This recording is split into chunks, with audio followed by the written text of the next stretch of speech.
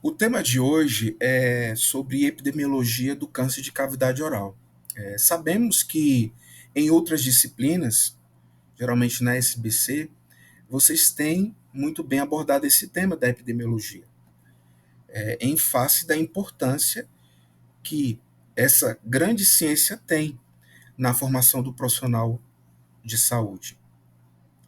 E quando a gente, de fato, define o que vem a ser a epidemiologia, nós sabemos que é uma grande ciência, também chamado de ciência das epidemias, que tem a função de estudar os diferentes fatores que intervêm na difusão e progressão de doenças, sua frequência, seu modo de distribuição, sua evolução e a colocação dos meios necessários à sua prevenção. Então, todas as doenças, de um modo geral, que acometem os indivíduos, né, a uma população, ela requer de um estudo epidemiológico, para de fato traçar o perfil de como aquela doença impacta aquela população. E daí se tratar medidas de prevenção para que ela seja endêmica, para que ela seja erradicada, para que ela tenha tratamento adequado.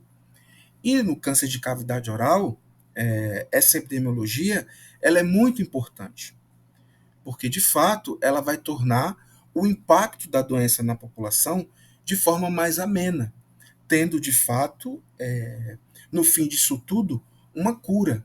Né? Tem um percentual de mortalidade menor e, por fim, um tratamento mais adequado.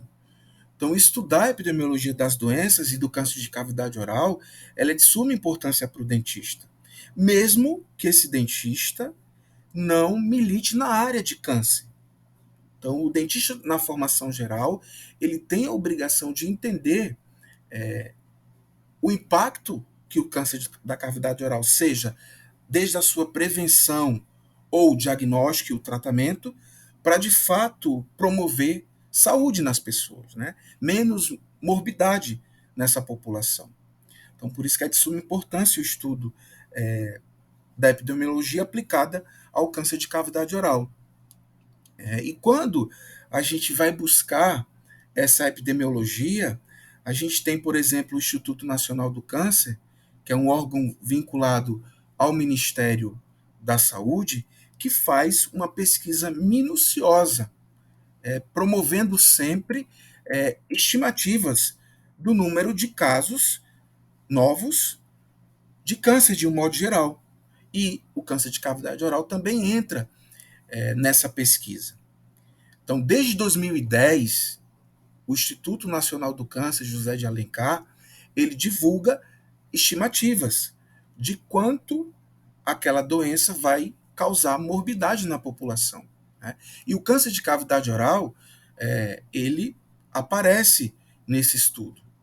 Então, a gente tem aqui, por exemplo, uma imagem, uma tabela, mostrando que em 2010, porque esse estudo divulgado de forma abrangente para os serviços de saúde, vai trazer, vai traduzir quais as estratégias de prevenção, de diagnóstico e de tratamento essa população vai ser recebida. Então, o câncer de cavidade oral, por exemplo, em 2010, quando a gente vê aqui separado por gênero, aparece aqui, ó, o de cavidade oral no homem com um número de mais de 10 mil casos, e na mulher, 3.790 casos. No total, 14.120 casos. Então, o câncer de cavidade oral, naquele tempo, em 2010, já era um tipo de câncer bem prevalente na população, ocupando o sexto e o sétimo local, de um modo geral, os tipos de câncer que poderia acometer. E a estratégia do Instituto Nacional do Câncer é que essa investigação de dados epidemiológicos pudessem ser a cada 2 anos publicados. Então, desde 2010, a cada 2 anos à frente, é publicado esse estudo. Então, em 2010, a gente tem a publicação, aí 2 anos após, em 2012, a gente observa aqui que essas estimativas ela não baixa, então a gente consegue perceber aqui que o câncer de cavidade oral ele chega a 10 mil casos no homem e na mulher não aparece entre os 10 tipos mais comuns, ocupando aqui o 11º lugar, mas aparece quando a gente não tem distinção do gênero como o 7º tipo de câncer mais comum na população para o ano de 2012. Mais à frente, a gente vai observar, em 2014, que essas taxas se mantêm para o câncer de cavidade oral. Então, a gente não tem um incremento tão grande, por exemplo, de 9 mil para 11 mil no homem e de 3 mil e pouco para 4.010 na mulher. Mas a localização, né, com relação à sua incidência, não diminui. Então, no homem, a gente tem o 5º tipo de câncer mais comum e na mulher, o 11º mais comum. Mais 2 anos à frente, a gente observa, por exemplo, em 2016, que essas taxas se mantêm, tendo no homem 11.140 casos e na mulher cerca de 4 mil casos também. Então, veja que há uma flutuação, um platô para a localização de incidência na distribuição populacional para esse tipo de câncer, ocupando ainda no homem o 5º lugar e na mulher o 11º lugar. Mais à frente, em 2018, é que a gente observa, em 2018, a gente observa que esse tipo de distribuição populacional no homem permanece praticamente o mesmo número, 11.200 casos, e na mulher há uma diminuição tanto no número de casos, 3.500 casos, como também uma diminuição na classificação, de 11º vai para 12º. Então, houve, de fato, uma alteração com relação ao público feminino nessas taxas do número de casos de câncer de cavidade oral nesse tipo de população, quando comparado com o gênero. Que isso tem um retrospecto muito positivo, muito bom, né? Sinal que, na mulher, o comportamento biológico desse tipo de câncer tem diminuído a incidência. Aí a gente, por uma explicação lógica para essa diminuição, a gente pode pensar na prevenção.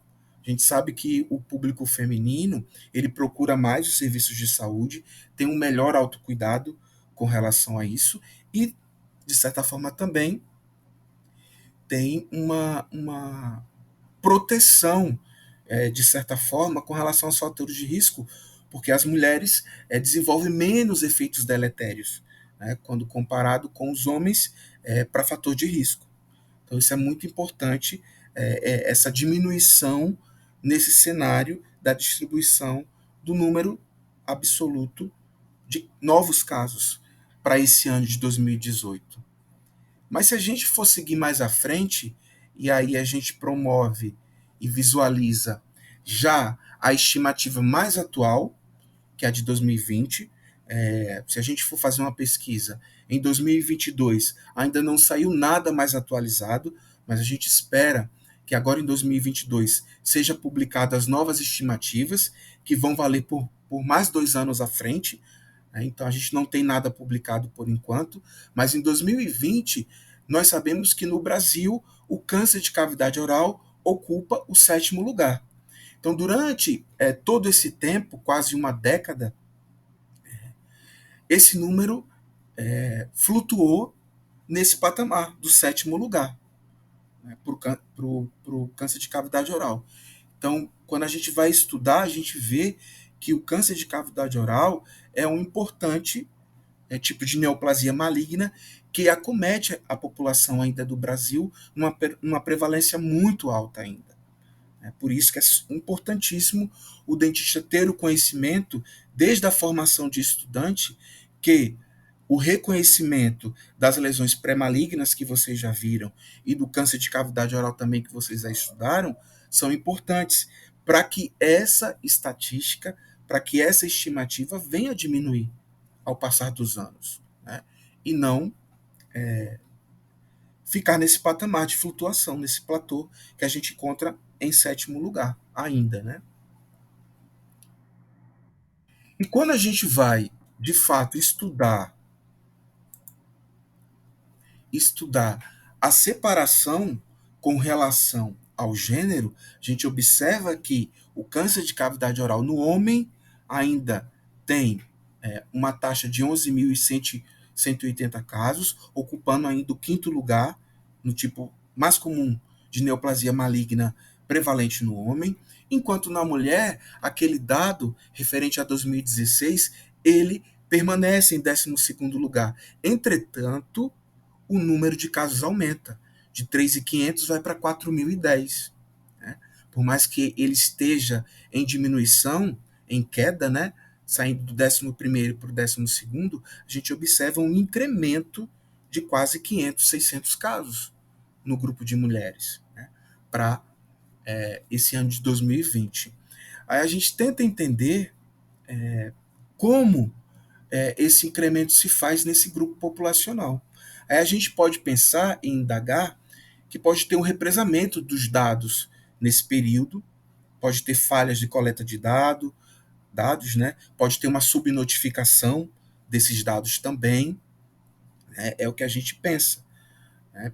Para que de fato esse incremento aconteça durante esse período de 2018 até 2020, tendo esse aumento de casos na população, especificamente do gênero feminino, né, nas mulheres. Mas observe que nas mulheres esse tipo de câncer ele não é tão comum. Existem outros 10 tipos de câncer que são mais comuns. Entretanto, no homem a gente tem um perfil um pouco diferenciado. Quando a gente, por exemplo, estuda os fatores de risco, a gente vai entender por que esse tipo de câncer é mais comum nos homens, quando comparado com as mulheres. Então, ele é o quinto tipo de câncer mais comum, tendo uma distribuição populacional bem alta. E vocês vão ver que, apesar de ter essa prevalência alta, muitas vezes esse número acompanha muito com mortalidade. Por quê? Porque muitas vezes os homens não têm um acompanhamento de detecção precoce, que a gente vai discutir mais à frente, né? Entretanto, na mulher, a gente vê esse impacto maior. Por isso que o número de casos é bem menor quando comparado com o dos homens. É cerca de 3 vezes mais, né? Se a gente for arredondar os dados.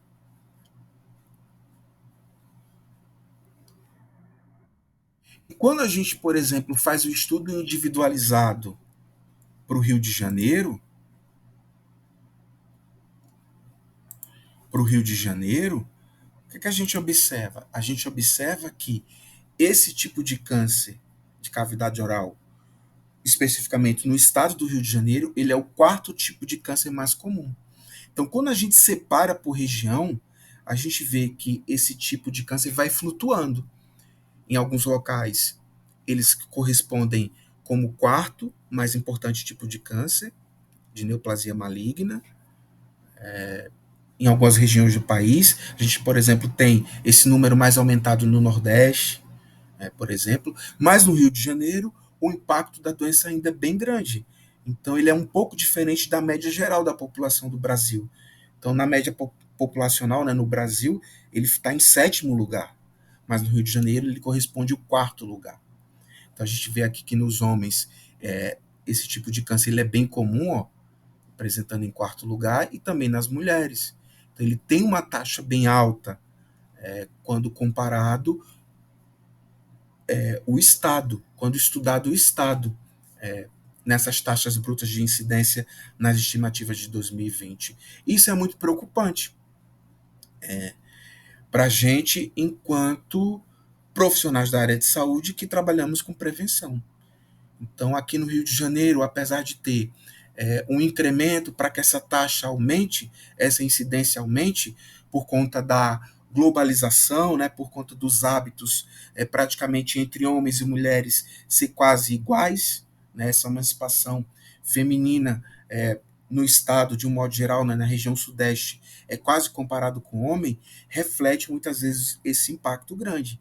E aí a gente tem associado a isso, por exemplo, essa globalização, essa emancipação da mulher na sociedade, muitas vezes com os hábitos deletérios que os homens têm, como, por exemplo, fumar e beber. Então está muito associado a isso. Então, quanto mais urbanizada aquela região, existe essa alusão, esse link, essa inter-relação com hábitos deletérios. Aí a gente pensa, muitas vezes, para isso, né, o fumo, o hábito de fumar, o uso do tabaco e também o hábito de beber. Então a gente tem esse incremento e outras coisas que a gente vai falar mais à frente, quando a gente fala de fator de risco. Ok? Dúvidas, perguntas? Vocês estão conseguindo acompanhar bem? Tudo certo?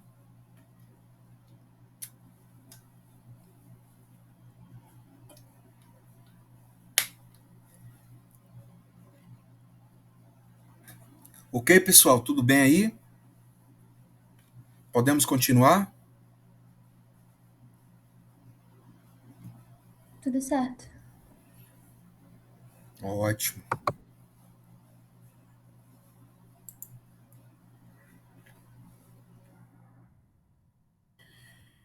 E frente a essa distribuição do câncer de cavidade oral, essa epidemiologia também se preocupa com a localização anatômica, com a área de localização do tumor primário. Então, quando a gente faz, por exemplo, uma pesquisa correlacionada com a classificação estatística internacional de doenças, que é o CID-10, que agora teve até uma atualização, a gente tem o CID-11, mas para as pesquisas de epidemiologia, o que está valendo ainda é o CID-10, nós temos áreas específicas, e aí o INCA divulga áreas de localização que são maiores, comparadas uma a outra. Então a gente tem, por exemplo, áreas de localização primária de tumores, principalmente na região dos lábios, seguindo para os dois terços anteriores da língua, mucosa jugal, assoalho de boca, gengiva inferior, superior, área retromolar e palato duro. Essa classificação do câncer de cavidade oral, ela entra em todas essas áreas aqui anatômicas mencionadas. Entretanto, o CID-10 ele classifica também outras áreas, como, por exemplo, áreas de glândula salivar, entrando aqui nessa numeração, como glândula parótida e outras glândulas salivares maiores. Entram também o câncer de glândula salivar, né, as neoplasias de glândula salivar, também entram nessa casuística de câncer de cavidade oral, por ser uma região anexa à boca, né? Então eles entram também. Então muitas vezes quando o paciente ele é encaminhado para o médico, muitas vezes é vinculado essa numeração do CID. E muitas vezes esse código internacional de doença é vinculado a uma numeração.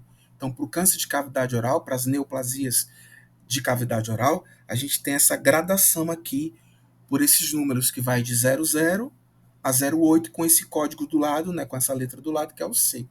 Então, muitas vezes a gente faz essa gradação por essa classificação até para se comunicar para o médico, para ele saber muitas vezes a localização específica do tumor primário. Obviamente que quando chega no médico existe uma pesquisa mais específica para identificar o tipo de tumor, a localização primária e outras alterações são investigadas durante o diagnóstico, né, e o tratamento, muitas vezes relacionada com o estadiamento da doença, que a gente vai ver também mais à frente.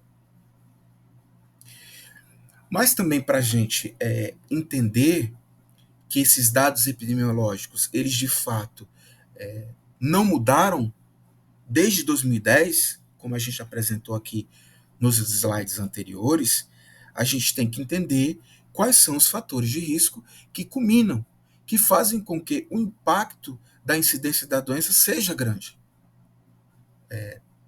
no grupo populacional, especificamente regional, no gênero, na distinção do gênero, e por aí vai.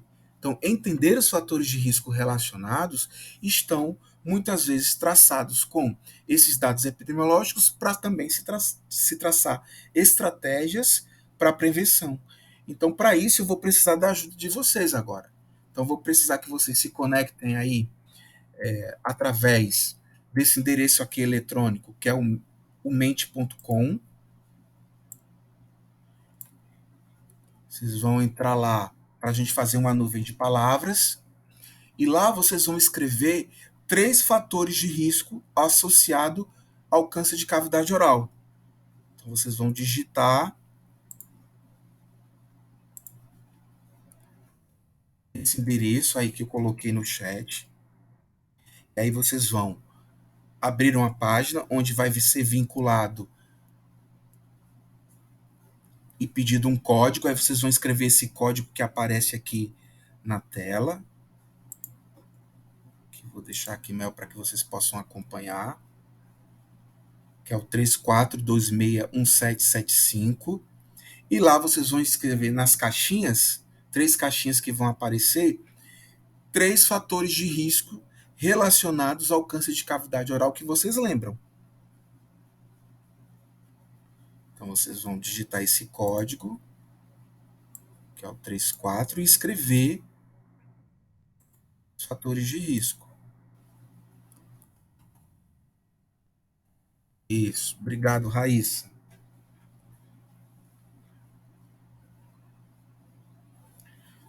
Escreve para mim lá os 3 importantes fatores de risco relacionados ao câncer de cavidade oral. Eles vão ser extremamente importantes para a gente entender por quê. O impacto da doença, por mais que tenha estudos e um avanço grande, né, de esclarecimento da população, ainda permanece um platô. A gente não tem uma diminuição.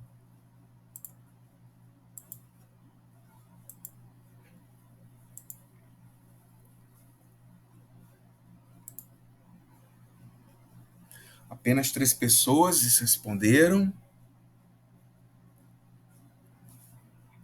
Vamos ver se mais alguém consegue ajudar nessa enquete.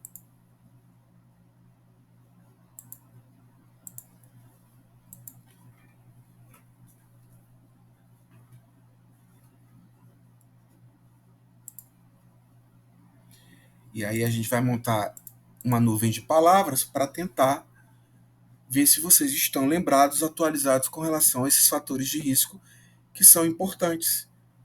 Porque quando a gente trata o perfil epidemiológico desses indivíduos, o impacto, né, o incremento da doença nessa população vai ser muito relacionado aos fatores de risco que propiciam o surgimento da doença. Então, para o câncer de cavidade oral, quais seriam os importantes fatores de risco relacionados? E aí a gente vai conseguir entender, por exemplo, por que o Rio de Janeiro, o estado do Rio de Janeiro, mesmo comparando capital e interior, né, capital e outras áreas municipais, esse número permanece alterado, né, sempre aumentado com relação à média da população geral. E aí a gente consegue entender e traçar, né, estratégias para melhorar a incidência desse tipo de doença na população. 12 pessoas, mais alguém? 13 pessoas.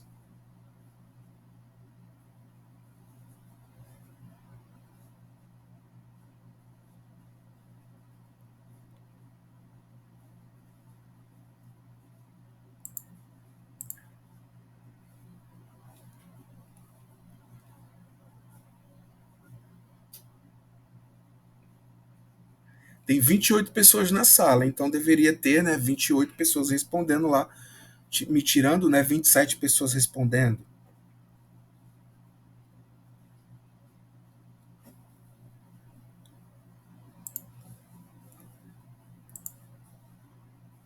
Mais alguém? 14 pessoas. Então, metade, né, das pessoas responderam.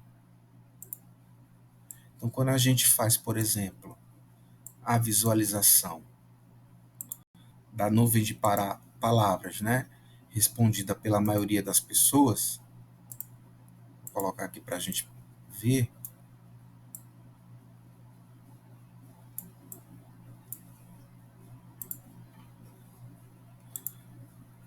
Estão curiosos para ver? A gente consegue perceber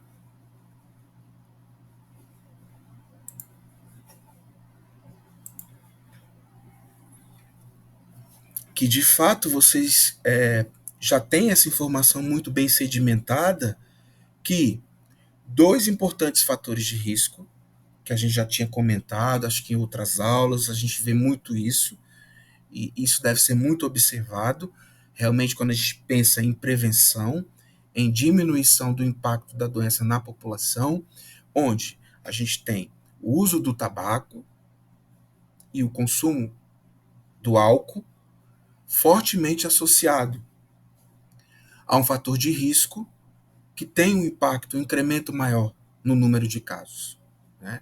Então, isso já está muito bem sedimentado na literatura. A gente também vê isso diariamente, que aquele paciente tabagista e etilista, separadamente, também, e quando tem associação, a gente tem um sinergismo disso, tem uma chance maior de desenvolver câncer de boca, né, câncer de cavidade oral. Então, isso está muito bem sedimentado. Então, aqui na nuvem de palavras, a gente consegue perceber que a maioria das pessoas já tem esse entendimento, né? Essa ideia muito bem sedimentada. E a gente vê que nos estudos isso, de fato, corrobora com o impacto da doença na população, de um modo geral. Por isso que esse tipo de câncer é muito comum na nossa população, né? Porque vai muito do hábito populacional. Quando a gente traz isso aqui para o Rio de Janeiro, a gente vê com a urbanização, a gente tem, de fato, esse hábito muito instalado na população mais jovem, principalmente, né, atualmente, e tendo impacto também com relação ao gênero, né? Tanto homens quanto mulheres apresentam esse hábito vicioso incidente atualmente nos grandes centros urbanos, né? Então a gente sabe que isso tem um impacto maior.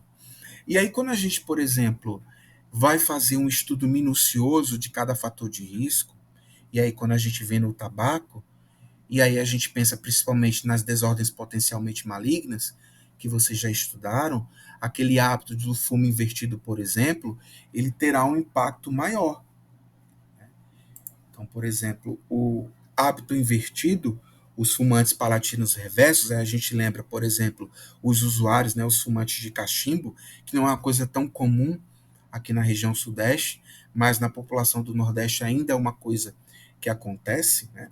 Ou então o hábito de fumar cigarro de palha, porque como não tem o filtro, o aquecimento direto na mucosa pode de fato ocasionar, né, então a combustão dos produtos inerentes do cigarro, e a gente tem também o tabaco associado, né, a nicotina associada, a gente tem de fato um incremento maior com relação ao surgimento das desordens potencialmente malignas e, consequentemente, do câncer de cavidade oral. Então, a gente tem esse entendimento muito forte, né, para esse tipo de fator de risco, correlacionado com esse número, né, sétimo lugar no Brasil e quarto lugar aqui no estado do Rio de Janeiro. E quando a gente, por exemplo, atende os pacientes que têm suspeita de lesão maligna, de neoplasia de cavidade oral, neoplasia maligna de cavidade oral, muitas vezes esse perfil vai estar associado. Então, por isso que na anamnese é sempre bom a gente perguntar esse hábito, né, esse vício de fumar, de beber, né, porque está muito relacionado. Então, durante o exame físico, a gente vai ter, de fato, um entendimento de procurar áreas de desordem potencialmente maligna e muitas vezes do câncer para esse grupo que tem fator de risco associado, né? Que tem esse hábito, esse vício associado. E aí a gente vai ver isso. Então, muitos já pensam fortemente, tanto que na nossa nuvem de palavras, o tabagismo e o etilismo configuram como sendo os mais importantes. E quando a gente faz esse estudo mais minucioso, a gente lembra que o, o, a exposição ao fator de risco, então o tipo de tabaco, se fuma cigarro, a frequência disso, né?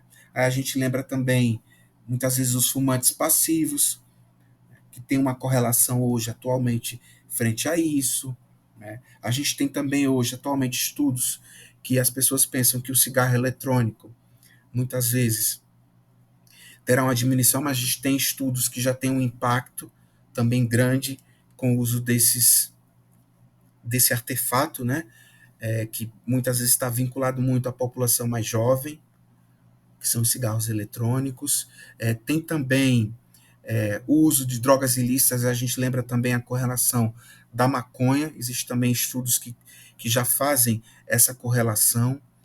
Então, quando a gente faz um debruçamento sobre o fator de risco, o hábito de fumar, e a gente tem os tipos, a frequência, a gente tem que isso vai sendo cada vez mais elucidado e um aumento maior da chance da pessoa desenvolver frente a esses hábitos deletérios. Muitos ainda é controverso, não existem estudos populacionais grandes, mas a gente já vê estudos de caso controle em alguns grupos populacionais e casos separados também, que alguns grupos de pessoas têm um incremento frente a esse novo olhar dos hábitos viciosos que a população está tendo frente ao fumo, né? Então a gente tem muito isso, principalmente o incremento com relação à idade, porque se a gente for ver o perfil, os pacientes mais acima da quarta década que tem mais uma prevalência, né? Tanto que muita gente colocou aqui, por exemplo, que fator de risco idade seria, né, um fator de risco associado, né? Então, muitas vezes, a idade separado não é um fator de risco tão forte, né? Até porque, por exemplo, a pessoa com uma idade mais jovem teria uma chance menor de desenvolver, mas com o incremento do hábito deletério, isso pode cair por terra. Então, a gente já vê uma prevalência numa população menor, por conta do fator de risco, né, associado.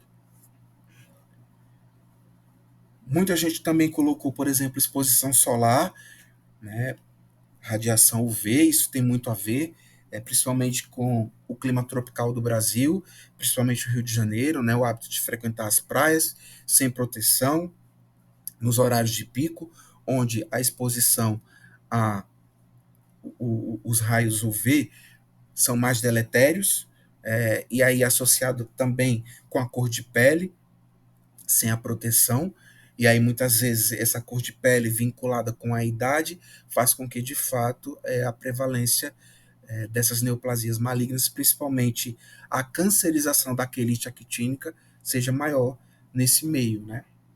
Então a gente tem também, até porque é uma área muito prevalente, né? A região do vermelhão do lábio. E aí vocês também colocaram esse fator de risco importante. Então, se a gente for categorizar a maioria das coisas expostas aqui na nuvem de palavras, a gente vai perceber de fato que vocês foram muito assertivos com relação a esses fatores de risco. Então, a gente tem, por exemplo, aqui coisas até polêmicas que vocês colocaram, como, por exemplo, má higiene oral, né? Existem estudos que já correlaciona. E aí, quando a gente pensa em má higiene oral, a gente lembra também da instalação de cândida. Então, existem estudos que já fazem uma correlação de cândida, mas é uma coisa também ainda muito polêmica. A gente não pode ainda ser tão assertivo com relação a isso, mas existem já estudos relacionados, né? Que é a má higiene oral, aí a gente lembra também prótese, o uso de prótese sem higiene, mal adaptada. Então, existem também estudos que já trazem isso. Se colocaram aqui também um fator de risco interessante, né? Que é a imunossupressão. Aí a gente mostra para vocês, por exemplo, nas desordens potencialmente malignas, que existem algumas síndromes que causam imunossupressão que podem estar correlacionados. A gente pode lembrar fortemente o lúpus, né, eritematoso discoide, que está vinculado à imunossupressão, o líquen plano também, apesar de ser classificada como uma doença dermatomucosa inflamatória crônica, né, mediada por célula T, mas existe também alguns autores que classificam como uma doença autoimune, né, que vincula com imunossupressão, está fortemente relacionada, né, e outras síndromes, como HIV, síndrome de Sjögren, né, que estão bem associadas a essa imunossupressão também. Né. Então, muitos colocam aqui coisas interessantes com relação a esses fatores de risco. Mas se a gente for categorizar, a gente percebe, né, que o tabagismo corresponde com impacto negativo para óbitos, né, em 42%, o etilismo 16% dos óbitos, e o sinergismo, a associação entre etilismo e tabagismo, né, a gente tem uma, um risco maior, né, uma chance maior de 30 vezes para esses pacientes apresentarem essas neoplasias malignas. As radiações entram, como vocês falaram, e quando a gente, por exemplo, faz um estudo mais minucioso de outros fatores de risco que podem entrar, que vocês não citaram, mas que aparecem, é o excesso de gordura corporal. Então, sobrepeso e obesidade hoje entra como fator de risco inerente a essa condição neoplásica maligna, o baixo consumo de caroteno, que é um importante protetor de mucosa, também entra, e dois fatores também entram, mas são polêmicos, são controversos, onde a literatura ainda faz considerações acerca disso, que são as infecções pelo HPV, o papilomavírus humanos, lembrando que a literatura ela é muito assertiva quando classifica as neoplasias para orofaringe, né, a localização orofaringe, para a boca ainda é polêmico. Né, não existem estudos que comprovam isso. Mas na orofaringe existe, sim, de fato, uma etiologia, né, um fator de risco muito associado a infecções pelo HPV. A história familiar de câncer também. Atualmente existe uma corrente de autores que diz para a cavidade oral não ter uma associação tão forte, mas em literaturas mais clássicas do passado tem essa associação, mas os estudos mais modernos não colocam essa associação quando comparado, por exemplo, com outros tipos de tumores, né, de neoplasias malignas, como, por exemplo, câncer de mama, câncer de próstata, que tem uma correlação mais forte com a genética. Né? E, atualmente, outros fatores de risco, eles também podem entrar em relação à atividade laboral do indivíduo. Então, por exemplo, se a gente for estudar, os artigos também já trazem que pessoas que têm uma exposição maior a algum material de trabalho, como, por exemplo, óleo de corte, amianto, poeira de madeira, poeira de couro, poeira de cimento, de cereais, têxtil e couro, formaldeído, sílica, fuligem e de carvão e solventes orgânicos e agrotóxicos, tem uma correlação maior a fatores de risco para apresentar o câncer de cavidade oral. Obviamente que essa exposição está muito relacionada à atividade laboral desses indivíduos, que a gente lembra, por exemplo, né, os trabalhadores da agricultura, criação de animais, indústria têxtil, de couro, metalúrgica, borracha, construção civil, oficina mecânica, fundição, mineração de carvão, assim como profissionais cabeleireiros, carpinteiros, encanadores, instaladores de carpete, moldadores e modeladores de vidro, olheiros, açougueiros, barbeiros, mineiros, canteiros, pintores e mecânicos de automóveis. Então, hoje em dia, a literatura descreve que a exposição a esses agentes cancerígenos, muitas vezes associado à atividade laboral do indivíduo, tem uma chance maior de apresentar câncer de cavidade oral. É uma coisa mais atual que se fala. Então, além daquela clássica que a gente sabe que o tabaco e o hábito de beber são fatores muito fortes, outros fatores entram também e reforçam essa epidemiologia. Né? Por isso que, com a urbanização, né, a revolução industrial, a adoção, por exemplo, de EPIs para esses trabalhadores são importantíssimas para a prevenção do câncer de cavidade oral, por ele ter essa associação mais forte a fator de risco de apresentar essas lesões nesse grupo populacional especificamente por conta do hábito laboral que eles têm. Ok? Dúvidas, perguntas? Tudo certo, gente? Podemos continuar?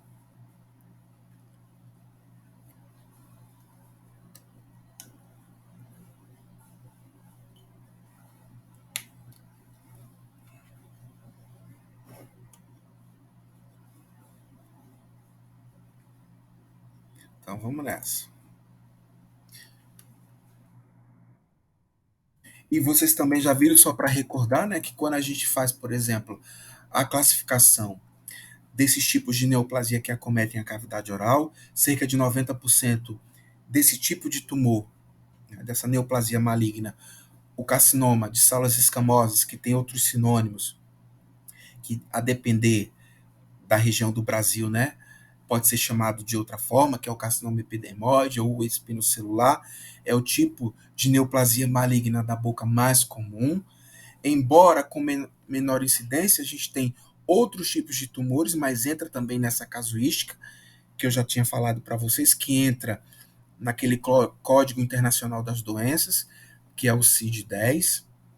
Então a gente tem, por exemplo, os tumores de glândula salivar, lembrando que é salivares menores e sublingual. Então, quando vocês estudarem semiologia das glândulas salivares, doenças das glândulas salivares, vocês vão ver quais os tipos de tumores mais comuns que acometem as glândulas. A gente lembra também dos sarcomas, principalmente os vasculares, os musculares e os ossos, e o melanoma de mucosa, que vocês vão ver mais à frente em lesões pigmentadas. Entram também como câncer de cavidade oral, câncer que acomete a cavidade oral.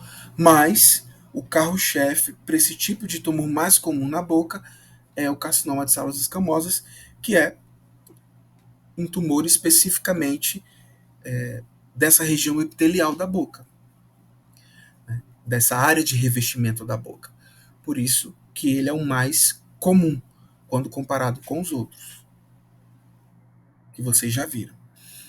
E quando a gente, nessa epidemiologia, vai estudar essa incidência e prevalência de população adoecida e o impacto da mortalidade para esse tipo de doença, então a gente tem uma casuística bastante grande com relação aos dados epidemiológicos de mortalidade para essa população.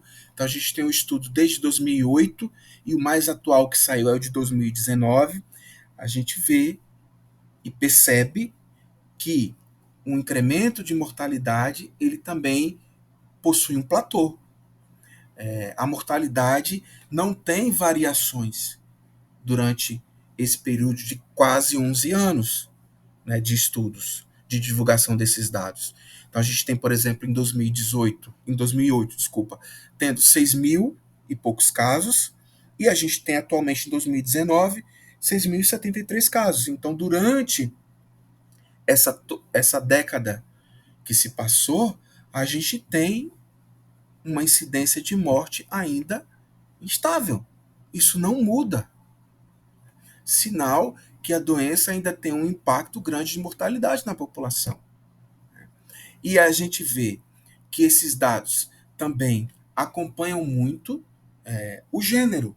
Então a gente vê que o homem se morre mais, até porque o número de casos é bem maior. Então a gente tem 2008 e flutuando para 5 mil, 3 mil, 4 mil, e tendo em 2019 5.120 óbitos em 2019. E a gente tem até um dado interessante, né, que quando a gente vai ver, por exemplo, em mulheres, a gente tem uma diminuição de mortalidade nessa população especificamente, tendo menos de 1.000 casos. Sinal que muitas vezes o diagnóstico ele é realizado e o tratamento está vinculado para esse grupo especificamente das mulheres. É o que a gente também observa.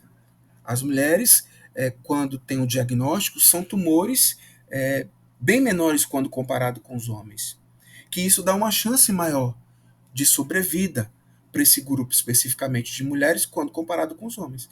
Então a gente vê que durante todo esse período, e por mais que eu tenha uma chance maior de informação para a população, porque isso é bem verdade, a gente tem uma informação maior chegando a essas pessoas, a gente não tem uma diminuição no grupo de homens para isso. A gente tem um aumento. Então, por exemplo, em 2010, que a gente teve um respiro com relação a essa taxa de mortalidade nos homens, a gente vê que a partir de 2010 isso vem diminuindo. Então a gente tem, de fato, ainda um impacto de mortalidade grande nessa população, sendo atualmente um número de mortalidade de 6.073 casos. E aí a gente vê que esse dado de 2019 é antes da pandemia.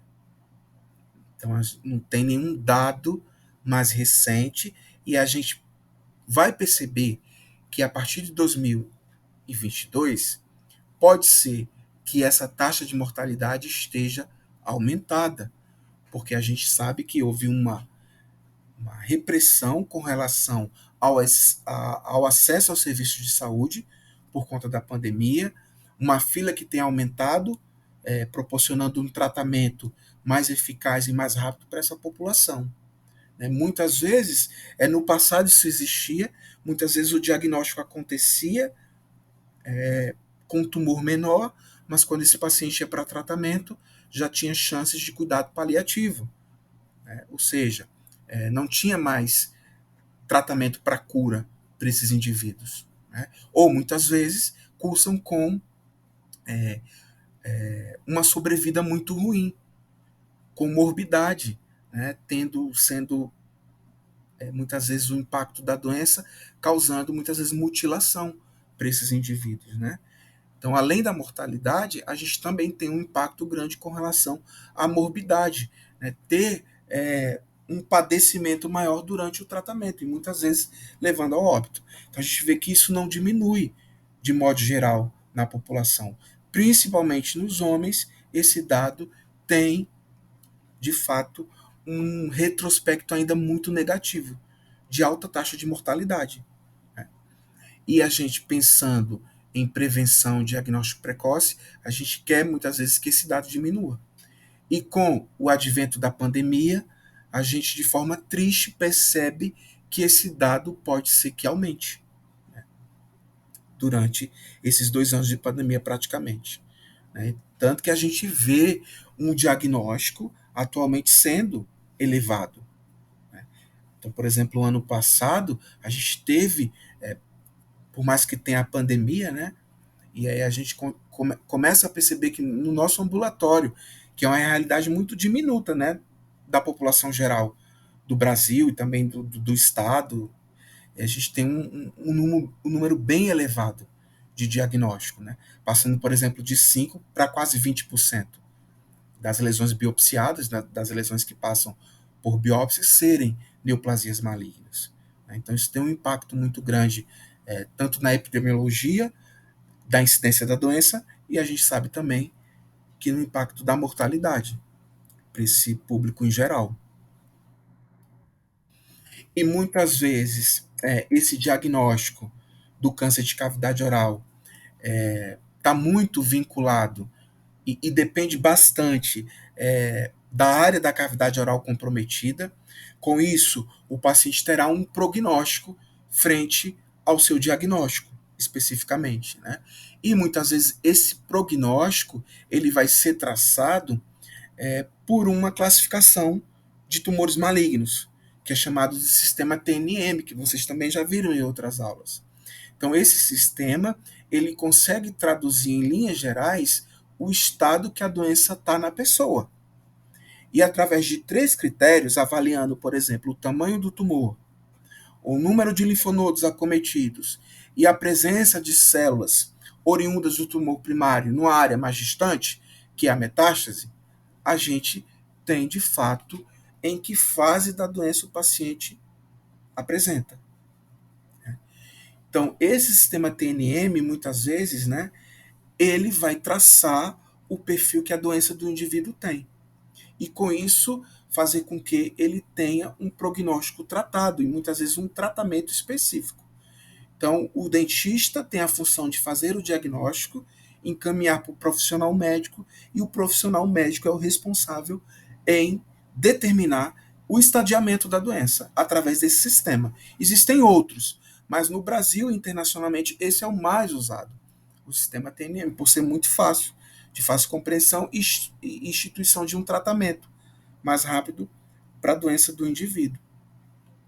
E esse sistema ele vai, de fato, promover esse prognóstico e traçar um plano de tratamento mais viável para o indivíduo. E aqui eu trouxe para vocês um caso clínico para que vocês possam entender melhor como é feito esse estadiamento. Então, por exemplo, um paciente encaminhado à clínica de estomatologia, ao fazer o exame físico extrabucal, observou-se um linfonodo endurecido com aproximadamente 3,5 centímetros em região submandibular direita. Ele tinha uma característica pétrea, né, era endurecido, fixo à palpação e indolor. Ao exame físico intrabucal, notou-se uma lesão úlcero-vegetante de aproximadamente 2,5 centímetros em seu maior diâmetro, localizada na borda e ventre de língua, lado direito, de coloração avermelhada, com limites definidos e base endurecida. Foi realizada uma biópsia incisional e o resultado do exame anatomopatológica revelou carcinoma de células escamosas, moderadamente diferenciado. Exames complementares adicionais não indicaram a presença de metástase. Então, mediante esse caso clínico, a gente tem condição de traçar o estadiamento através do sistema TNM desse indivíduo. Porque o sistema TNM ele tem uma tabela lógica traçando o tamanho do tumor, os linfonodos presentes e também a presença de metástase. Então, a gente, através desse caso clínico, consegue perceber como se fará esse estadiamento. Então, a gente tem no estadiamento esse esquema aqui lógico, proposto, utilizado pelo INCA desde 2010 e também pela União Internacional de Controle de Câncer, uma instituição americana, onde ele faz toda essa gradação com relação ao tamanho do tumor, nessa gradação aqui específica, pelo tamanho do tumor e pela evidência ou não do tumor ali presente na boca. O número de linfonodos regionais, que pode ir de 0 a 1 e a 3. Então, a gente tem, por exemplo, a presença dele correlacionada à região anatômica, se ele é bilateral, se ele é contralateral, se ele é do mesmo lado, se ele é ipsilateral, e pelo tamanho dele, a gente consegue, através dessa tabela, fazer tudo essa notificação para o N especificamente e a presença ou não de metástase. Na ausência, M0 e na presença, M1. Nesse caso específico, a gente tem já a presença de metástases que não foi identificada, então existem exames específicos para se fazer essa busca, né? Exames como principalmente o PET scan, que é prescrito pelo médico, ou através também de ressonância magnética e tomografias, ele investiga se existem outros tumores em outra região do corpo, né? Eles conseguem perceber através desses exames específicos. E através dessa comparação dessas três letras mencionadas por essa parametrização, através do tamanho e da localização e da presença da metástase, a gente consegue fazer um estadiamento clínico baseado nesses 4 estágios mencionados com um algoritmo específico para essa classificação específica do tamanho do tumor, do número de linfonodos acometidos e também da metástase, que a gente consegue perceber nesse outro slide aqui projetado. Então, aqui é o estadiamento clínico. Então, para esse caso específico, eu posso concluir o seguinte, que o estadiamento para o caso é T2, N2A, M0. T2 por quê? Porque o diâmetro do tumor vai de 2 a 4 centímetros. Neste caso, especificamente 2,5. Então, entra como T2, mencionado lá na tabela. N2A, por quê? Porque o linfonodo ele é único, ipsilateral e tem um diâmetro de 3 a 6 centímetros. Nesse caso, ele era 3,5. Por isso que ele tem essa gradação N2A. e M0 por conta da ausência da metástase. Então, se a gente for traçar esse algoritmo no estadiamento clínico, a gente observa que, para esse tipo de tumor de carcinoma de células escamosas na região de ventre de língua e soalho de boca, ele está no estágio 4, que a gente consegue ver através dessa tabela aqui vinculada, mostrada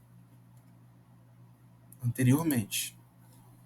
Então, ele está nesse estágio 4, que pode ser especificado. Então, esse estadiamento clínico muitas vezes vai estar vinculado ao profissional médico. Obviamente que o dentista que trabalha da equipe multidisciplinar, que faz o tratamento para os pacientes oncológicos, deve entender, porque a prescrição do tratamento vai estar vinculada a esse estadiamento. Então, a conjugação desse estadiamento clínico é que vai propor se aquele paciente vai fazer, por exemplo, uma quimioterapia, uma radioterapia, se vai ser cirurgia conjugada com radioterapia, e essa prescrição do tratamento vai ter um impacto grande sobre a morbidade que o doente vai ter. E quando a gente tem câncer de cavidade oral, né, de cabeça e pescoço, neoplasia maligna de cabeça e pescoço, a gente sabe que vai ter um impacto na saúde oral bem específica. A gente lembra de várias condições, como mucosite, cárie de radiação, xerostomia, hipossalivação e outras alterações que a gente tem vinculado ao tratamento oncológico para esses tipos de doente, principalmente de neoplasia maligna de cabeça e pescoço. Então, esse caso consegue ilustrar para que vocês possam entender que essa classificação é proposta para justamente nortear o prognóstico e, consequentemente, a prescrição do tratamento evidenciado pelo profissional médico. Por isso que é de suma importância a prevenção. Então, a gente tem estratégias de prevenção vinculadas, né, a esse grupo específico de pacientes que tem esse perfil e que tenha, de fato, essa incidência maior. Então, não fumar, evitar o consumo de bebidas alcoólicas, ter alimentação rica em frutas, verduras e legumes, manter uma boa higiene oral e, por conta da gênese do HPV, né, usar o preventivo, usar o preservativo, desculpa, camisinha na prática do sexo oral, por conta dessa forte correlação do HPV, principalmente para os cânceres de orofaringe. Por isso que a prevenção está muito associado ao impacto maior que a doença vai causar. Por isso que hoje em dia existe no mundo e também no Brasil leis que instituem campanhas nacionais de prevenção. Então a gente tem uma lei aqui de 2015, que é a Lei 13.230, que institui a Semana Nacional de Prevenção do Câncer de Boca, que sempre acontece na primeira semana de novembro. Então, as instituições governamentais e entidades de classe promovem campanhas de prevenção e uma maior divulgação na imprensa para que as pessoas fiquem alertas aos fatores de risco e à detecção precoce. Existe também o Dia Mundial de Luta contra o Câncer, que também entra o câncer de um modo geral, que é o dia 4 de fevereiro, né, que já passou. Tem o dia 27 de julho, que é o Dia Mundial do Câncer de cabeça e pescoço. E nesse mês de julho especificamente foi instituído Julho Verde, que é o mês de combate aos tumores malignos que acometem a cabeça e o pescoço. Aqui no Rio de Janeiro, a gente tem o dia 7 de março, que brevemente vai acontecer, que institui o Dia Estadual de Luta contra o Câncer Bucal, que é a Lei Estadual 5.045 de 2007. Então, o Rio de Janeiro existe essa preocupação, principalmente nesse dia.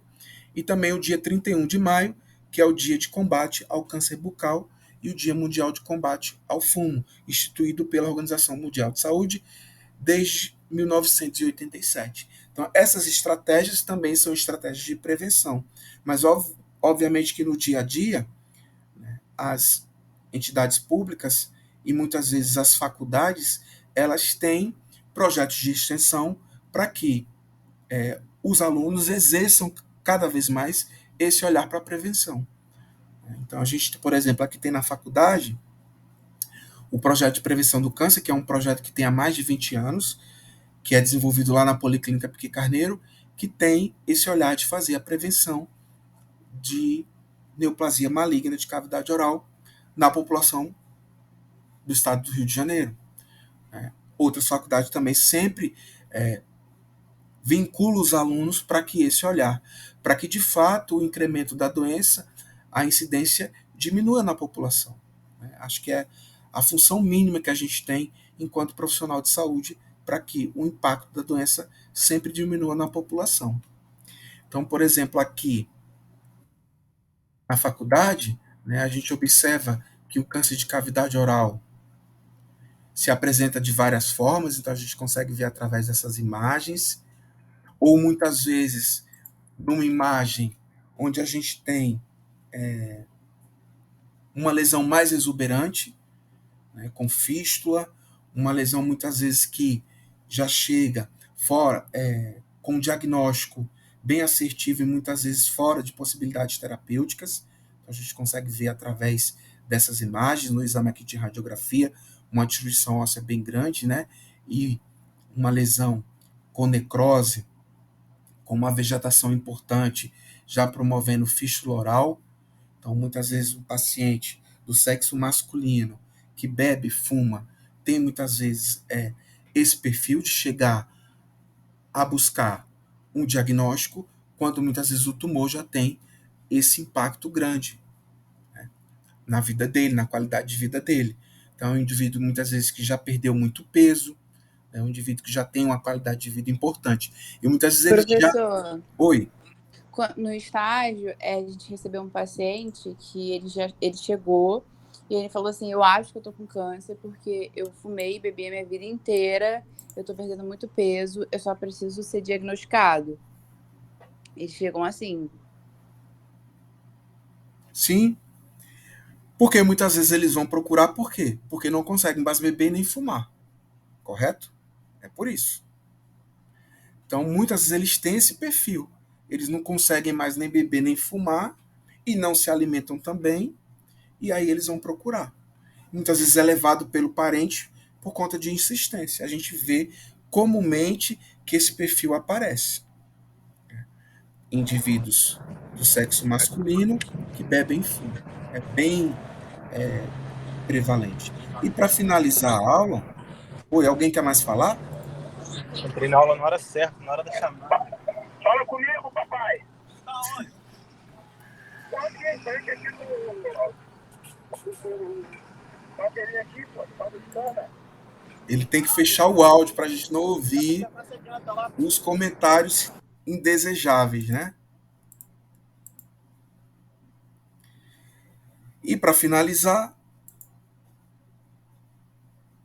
a detecção precoce é importante, por isso que sinais e sintomas que remetem às desordens potencialmente malignas devem passar por realização de biópsia. Então, lesão suspeita, realização de exame complementar de biópsia, para que de fato tenha um resultado anatomopatológico, uma análise histológica daquela espécime que sofreu biópsia, para de fato o paciente ter um diagnóstico e um tratamento específico. Então, lá na faculdade, a gente tem esse tipo aqui de laudo, vinculado pelo laboratório de patologia, onde muitas vezes, no encaminhamento, os pacientes vão ser orientados a levar para o profissional médico na regulação, muitas vezes, ou no serviço particular, se muitos tiverem plano de saúde, que é o caso de não terem, eles levarem esse laudo, juntamente com o encaminhamento, ou muitas vezes com a lâmina e o bloco associado. Então, ele é encaminhado com todo esse conjunto, portando todo esse conjunto de informações. E muitas vezes ele é orientado e regulado para o sistema de regulação municipal, que é o SISREG, ou o sistema de regulação estadual, que é o C. Ou, quando tem plano de saúde, pela rede particular.